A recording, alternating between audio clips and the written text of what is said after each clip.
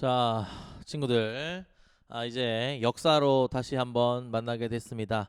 어, 역사만 듣는 친구들은 자꾸 이 얘기를 왜 하나 싶겠지만 선생님이 지금 5반, 6반 사회를 이렇게 또 똑같은 영상으로 찍고 있기 때문에 선생님 입장에서는 어떨 땐 역사, 어떨 땐 사회 뭐 이렇기 때문에 뭐 맨날 뭐 역사로 돌아왔다 뭐 이런 이야기를 하게 되는 것 같네요. 사실 선생님이 지금 이 영상을 지금 네 번째 촬영하고 있습니다. 뭐 중간중간에 뭐 어떤 방송 사고가 있었던 건 전혀 아니고요. 그냥 찍어놓고 보니까 너무 마음에 안 드는 거죠. 아, 정말 재밌는 이 역사적 장면들을 찍어놓고 보니까 너무 재미없게 선생님이 설명을 한 거예요. 사실 이게 선생님 역량 부족일 수도 있는데 찍어놓고 보면은, 그러니까 선생님도 그런 게 있거든요. 강의 해놓고 이게 돌아서면은, 그러니까 강의 끝나고 나면 오늘 참 수업 잘했다. 오늘 왜 이렇게밖에 설명 못했지? 뭐 이럴 때가 있는데 지금 계속해서 지금 네 번째 지금 이런 과정들을 거치고 있습니다. 어제 선생님이 한 세 번 정도 찍었는데 뭐 유튜브에 올리기까지 했는데 마음에 안 들어가지고 오늘 다시 한번 찍게 되는데 오늘 찍은 게 오늘은 한 번만에 선생님이 좀 마음에 어느 정도 들었으면 좋겠네요.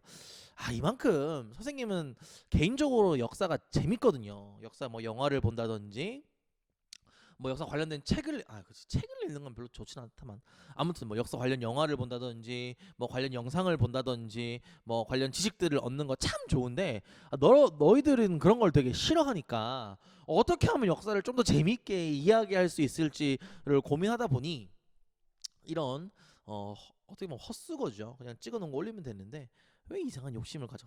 아무튼 자, 우리 지금 정부의 개화 정책에 대한 반발 보고 있습니다. 우리 지난 시간까지 어떤 것들을 배웠는지 간단하게 복습하면서 이번 시간 어떤 부분들을 배우는지에 대해서 한번 복습해보죠. 알아보죠. 우리는 지금 역사의 첫 번째 흐름, 첫 번째 장면 배우고 있고요. 선생님이 근대화의 시기다, 개항의 시기다 이렇게 이야기를 했습니다. 1860년대에 이 첫 번째 시기가 시작되고 두 번째 시기가 시작되는 일제강점기가 시작되는 1910년까지를 우리는 첫 번째 시기, 개화기 이렇게 이야기를 했습니다. 1860년대를 우리는 쇄국 이렇게 이야기했고요. 1870년대를 개항은 우리 가장 먼저 문을 연 나라가 일본 강화도 조약, 그 다음이 미국 조미수 통상 조약, 그 각각의 불평등 조항의 내용들을 알아두시고 잘 정리해 두시면 되겠고, 우리는 지금 1880년대의 시기, 이 개화의 시기를 배우고 있습니다. 개화의 시기에서 우리 어떤 내용들을 배웠었냐 하면은 첫 번째, 개화파들에 대해서 한번 알아봤었어요. 온건개화파, 급진개화파, 청의 양무운동을 본받자, 그 다음에 일본의 메이지 유신을 본받자, 그리고 뭐 서양의 문물만 받아들이자, 기술만 받아들이자, 아니다 모든 것들을 받아들이자, 뭐 이렇게 대표 인물까지 각각의 구분해줬었고요. 그 다음에 개화 정책들을 알아봤었죠.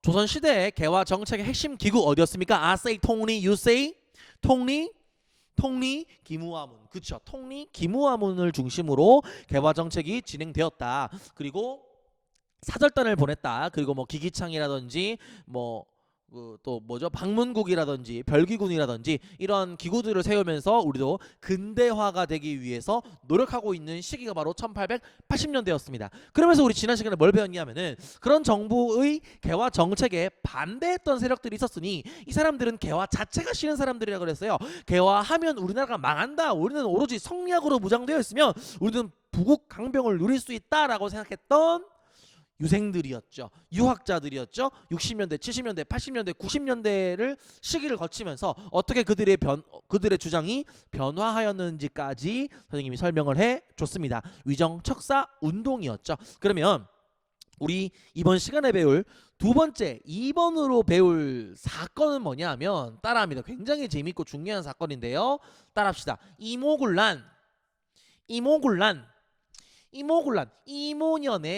이모년에 군인들이 난을 일으켰다 이렇게 되는데요. 이모년 그래요. 선생님도 이모가 있는데 뭐 이모, 고모, 이모부, 이모가 있는데 그 이모를 욕하는 게 아니라 1882년이 임오년이었던 거죠.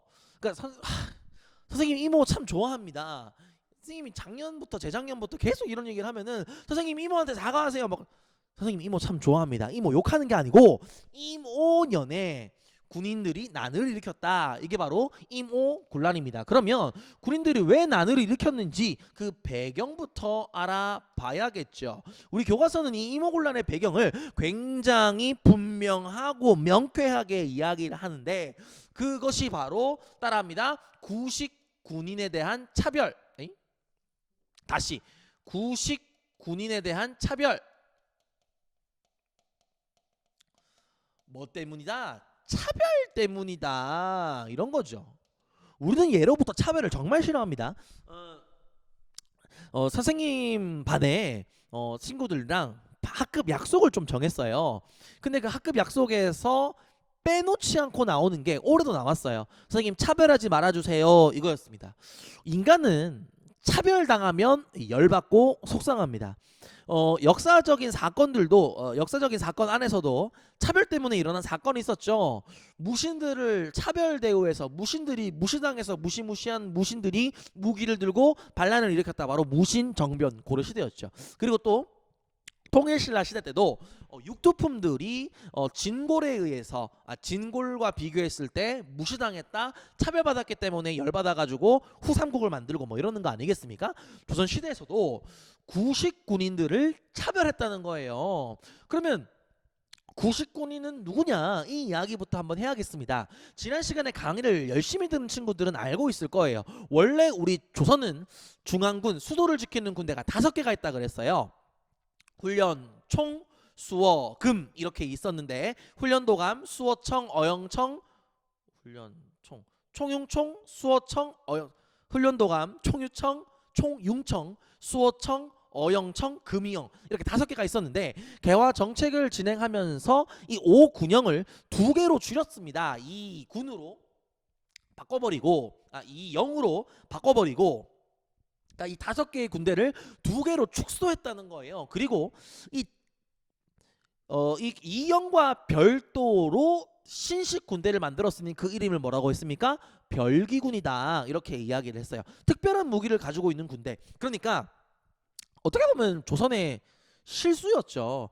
5개의 군대를 2개로 축소하면서 그러면 남는 인원들을 빼서 별기군을 만드는 게 아니라 5개의 군대를 2개로 축소하고 별기군을 따로 신설했다는 거예요. 그러면 새롭게 사람들을 뽑은 거죠. 이때 뽑힌 사람들은 대체적으로 엘리트 젊은 양반 계층이었다고 합니다. 근데 뭐 여러분들이 관심 있으면 구글에 별기군 한번 검색해 보세요.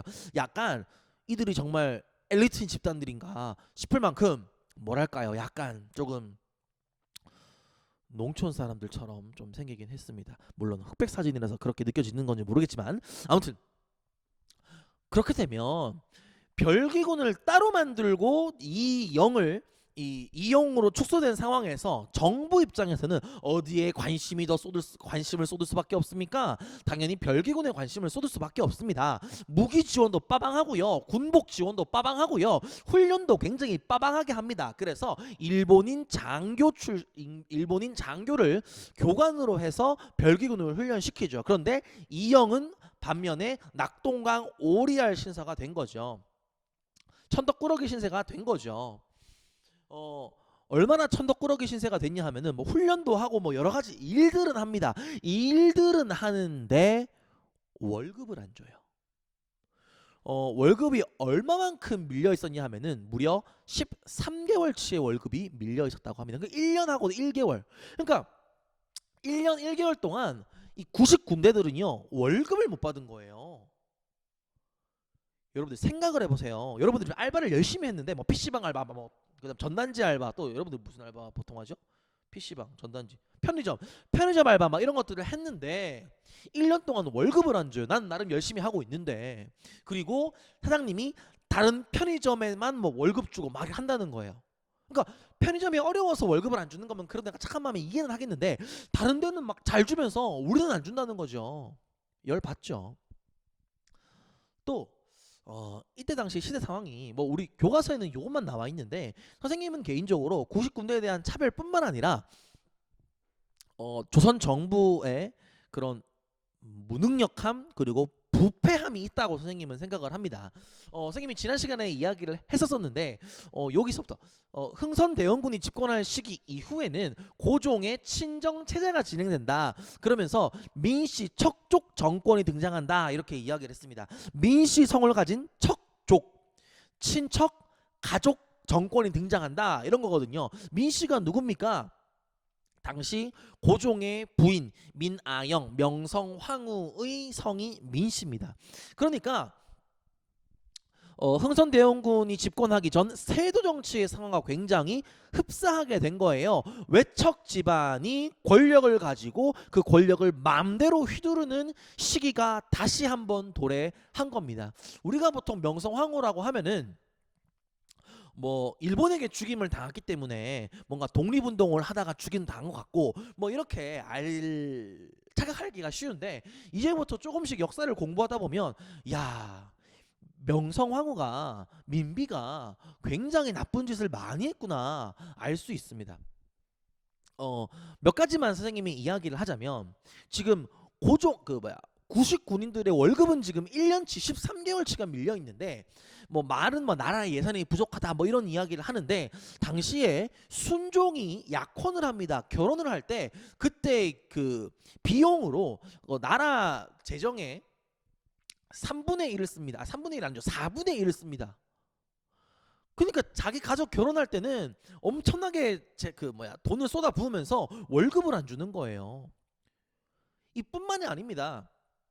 이 명성황후가 순종을 생각하는 마음이 굉장했는데요. 왜냐하면 명성황후는 아픔이 있어요. 어떤 아픔이 있냐면, 명성황후가 낳은 첫 번째 아들, 야, 이 별얘기를 다 해주는데, 실패한 영상에서는 이거 안 찍었는데 또 갑자기 또 말을 하다 보니까 재밌으니까 한번 이야기하게 되네요.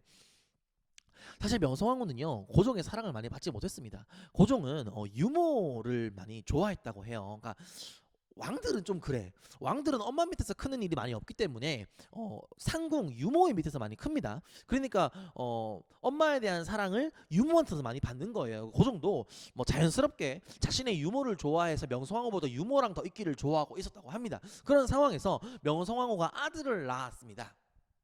그래서 너무너무 명성황후가 귀해가지고, 보통은 아들을 낳으면 어떻게 보면 세손이죠. 아니죠, 세자죠. 아들을 낳으면 바로 이제 그 상궁이 이제 뭐 왕비가 뭐 똥기저귀 깔고 막 이럴 수는 없잖아요. 그러니까 상궁이 키우는데, 명성황후는 아들이 얼마나 좋았는지 모든 그 상궁들을 물리고 자기가 직접 밥을 먹이고 뭐 했다는 거죠. 근데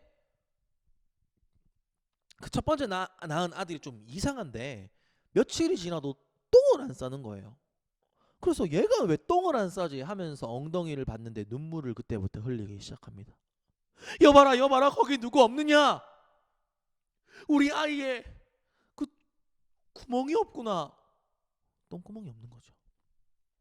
여러분들, 똥을 못 산다고 생각해 보세요. 선생님은 너무 TMI인가요?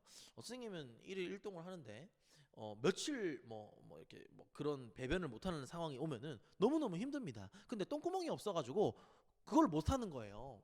그러면은 똥독이 오르죠. 언젠간 죽게 됩니다. 그래가지고 서양의 선교사를 불러가지고, 제가 그러면은 알렌이 이렇게 이야기를 합니다. 서양 선교사, 그때 당시에 그 서양 의술을 가지고 있던 선교사인 알렌이 이런 이야기를 합니다. 제가 그거 똥구멍 뚫을 수 있습니다. 이거 구멍 조금만 뚫으면은 바로 나옵니다. 이렇게 이야기를 한 거예요. 근데 흥선대원군이 반대를 하죠. 어디 왕이 될 사람의 몸에 칼을 댈 수 있느냐? 그럴 수 없다.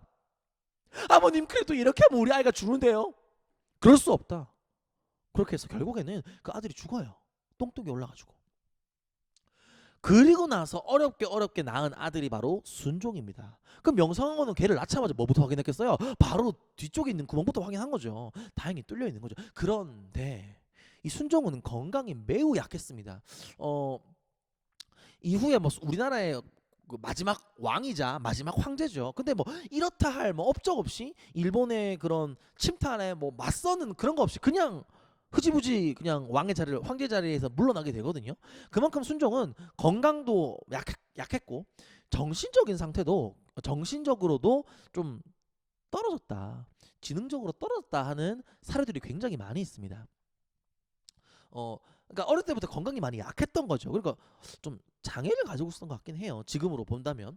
아무튼 그렇기 때문에 명성황후가 이 순종이 커나가는 과정에서 순종이 건강하게 자라가지고 우리 조선의 왕이 되게 해주세요라고 빌면서 명산 대첩에, 그러니까 막 뭐 뭐야 산의 기운이 좋은 곳에, 그리고 절에다가 막 쌀을 막 들이붓습니다. 쌀을 부으면서 공양미를 바치는 거예요. 그래서 좀 기도해 주세요. 근데 그 기도를 해주세요, 그거를 자기 개인 재산으로 하는 게 아니라 나라 예산으로 했다는 거죠.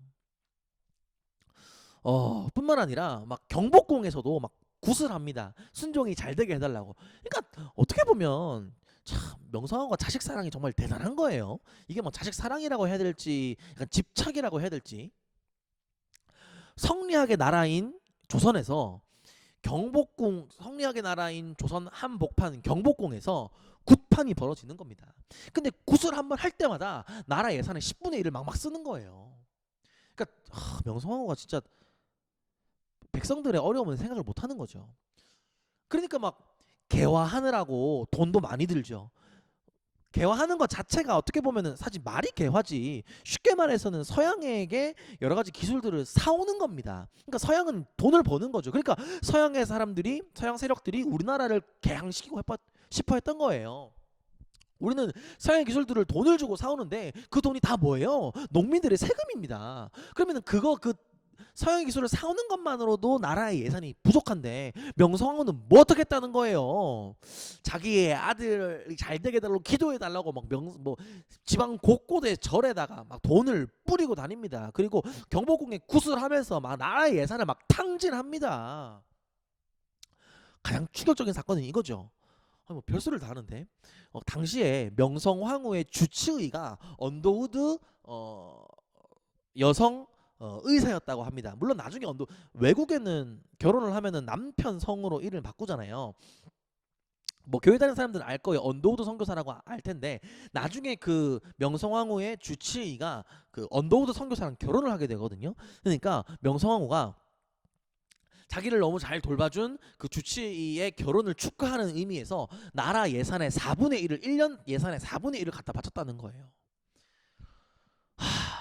그래서 보면은 흥선대원군이 이때 호포법을 하면서, 그러니까 호포제를 실시하면서 돈 많은 양반들에게 세금을 엄청나게 많이 걷습니다. 그러니까 나라 재정을 확보한 거예요. 경복궁이라는 엄청나게 큰 경복궁 중건에 엄청나게 큰 공사를 하면서도 나라 예산을 확보해 두는 거예요.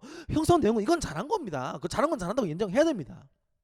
근데 명성황후는 10년 동안 흥선대원군이 모아온 나라 국가의 재산을 명성황후는 1년 동안 다 탕진해 버립니다. 정말 대단한 여인입니다. 뿐만 아니라 명성황후 가족들이 이때 온갖 뭐 나라의 중요한 요직들, 돈 되는 직책들을 다 맡게 되는데요. 선해청, 그러니까 나라의 그 세금을 담당하는 선해청을 명성황후의 오빠 민겸호라는 사람이 담당하게 되고, 그리고 또 민승호라는 사람도 뭐 중요한 직책을 안게 되죠. 그러니까 사돈 민씨 대부분의 그때 당시 조선의 대부분의 중요한 직책에서는 민씨가 다 앉게 되는 겁니다. 그러면서 이 민씨가 정치를 잘하면 또 모르겠는데 돈을 그렇게 받아 처먹는 겁니다. 세도정치 때에 탐관오리들의 부정부패가 심했고, 그리고 관리의 매관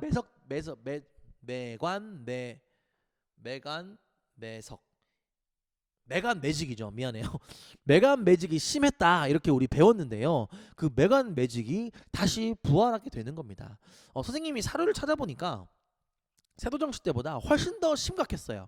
세도정치 때는, 그러니까 흥선대원군 이전에 안동 김씨가 집권하고 있을 때는 그래도 좀 괜찮았던 게 시장직은 1,000만 원, 그리고 뭐 군수직은 500만 원 이런 금액이 정해져 있습니다. 그래서 그 금액을 내기만 내면 그 관리를 할 수가 있고, 사실 이것도 이상한 거죠. 근데 그 관리를 할 수가 있고, 그리고 그 관리의 임기가 끝나면은 그냥 또다시 뭐 돈 내는 사람한테 주는 뭐 그런 방식이었으니까, 돈만 있으면, 능력에 관계없이 돈만 있으면 관리가 될 수 있고 백성들에게 세금을 뜯어낼 수 있다는 거예요. 그러니까 이거 자체도 문제인데, 이 민씨 저쪽 정권 때는 어떤 상황이 벌어졌냐 하면 가격이 정해져 있지 않은 거예요. 그래서 마치 경매죠. 시장 자리 1,000만 원 불렸습니다. 또 누구 없습니까? 1,300만 원 불렸습니다. 또 누구 없습니까? 1,500만 원 좋습니다. 1,500만 원 낙찰. 근데 중간에 또 저는 2천만 원을 내겠습니다. 그래 그럼 바꿔버려. 개판인 거죠. 그러니까 그렇게 돈을 줘가지고 관리가 된 관리들은 자기가 낸 돈이 있으니까 백성들의 세금을 더 뜯어내는 거죠. 그러니까 백성들이 더 살기 힘든 겁니다. 그러니까 백성들은 살기 힘든데 군인들은 살기 힘든데 월급은 밀려 있는 그런 상황인 거죠. 야, 민씨 얘기 나왔으니까 조금 더 스님이 이야기를 해주면은 민비의 오빠가 민승호라는 사람입니다.